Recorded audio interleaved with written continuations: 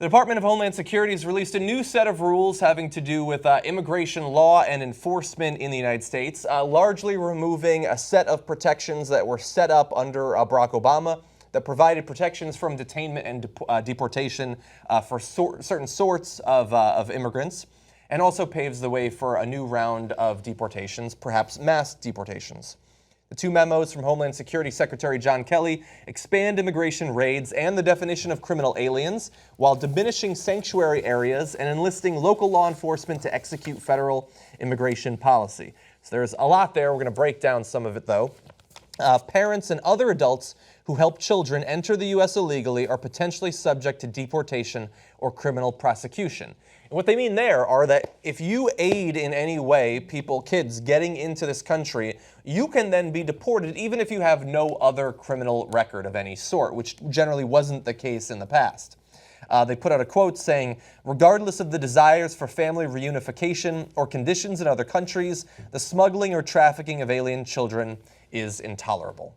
Because, of course, those are two of the best arguments for why people are willing to go to the great expense and great risk of having kids smuggled into the United States so that they can generally join up with family that already lives here.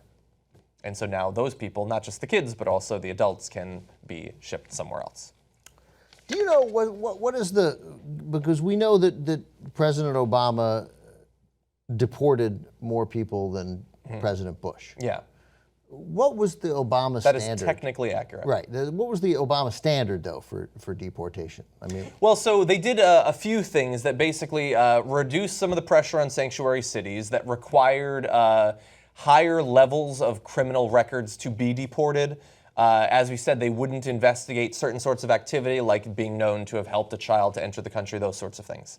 And you can find the information online. I broke it down on the show a little bit yesterday. You did. The charts are available. So why did the number go up? Who was the Obama Because they administration started deported? to classify activity that hadn't previously been as widespread as a deportation. So they have basically border deportations and internal deportations. And so those are two different sorts of things. One is when you apprehend people who have, in many cases, literally just crossed the border inside of 50 miles, 75 miles from the border, and then you remove them from the country, versus going into San Francisco, taking people, and then deporting them south of the border. Those are two different sorts of things. They're both technically deportations. Right. The ones close to the border skyrocketed under Barack Obama, and they constituted, and you can find the charts breaking down per year, they were the vast majority of the deportations, and they're the reason the numbers were higher than under Bush. If you don't include those things, and there's reasons to include them, but if you don't, he deported far fewer people. He went around the country deporting fewer people. Okay. Also, by the way, it's not answer. just the geographic thing, and it's not just that the people who are being deported have generally been here for a lot shorter of time near the border, but it's also that the classification they're given when they're sent out of the country is different. And so previously, people had been sent out of the country in a way that notifies authorities that they are never to be allowed back into the country, whereas under Barack Obama, there was a rise in a different classification of deportation where it makes it easier to later re-enter the country. That became much bigger. Again, both of them are technically deportations, which allow people to muddle the waters a little bit. Claiming that this is in any way a continuation of Obama's deportation tactics is completely disingenuous. Yeah. It is true to the extent that both of these things have to do with immigration. Right, have to do with But that's what they've done for almost every issue. They always say that they're simply doing more of what Trump did. That is what the Trump administration is using to cloak their extreme moves. I tried to research what you just said, but I literally had trouble finding it, and I gave it like 8 minutes, and I got bored. So thank you for that. There are charts that you can see. Look, internal and I border found no deportations. charts, John. Okay. I didn't see any charts. Charts exist. I don't know from charts. My computer doesn't get charts. I don't have that setting. It's older. But I think it's certainly, this mostly applies to people on the left who will then criticize President Obama, and maybe they should. But maybe there's something wrong. Yeah, you can have a problem with those border deportations as well. I'm not, and that's totally understandable. I would just say don't lump them together so that you can make a broad, inaccurate point about overall deportation. In general, I don't even have a problem with those. If what you say is complete, and I'm not knocking you, I'm just saying it's entirely possible it's not. Right. Look it up yourself. Again, I won't. New computer. I don't have a, that seems like what we ought to do.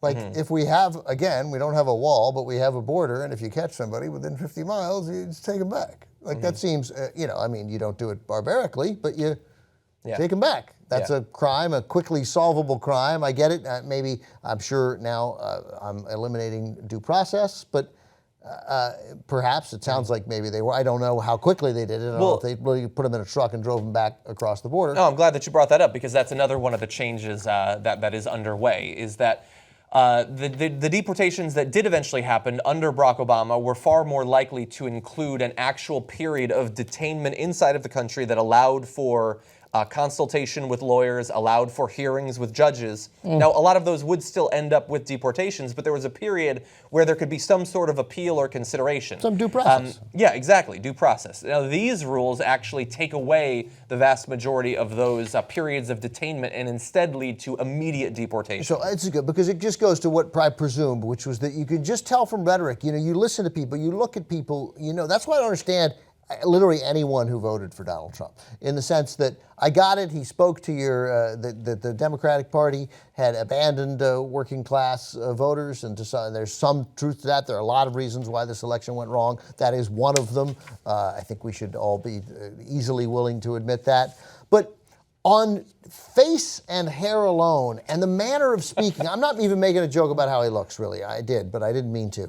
Like I hear that guy, and I'm like, that guy's a fraud. And when that guy starts talking, and when him and his people, and when Stephen Miller, who looks scary to me, and glances off camera because he's got like note cards that he clearly needs to follow, cue cards that he needs to follow. Like, you look at these guys and you think these guys are bad dudes, right?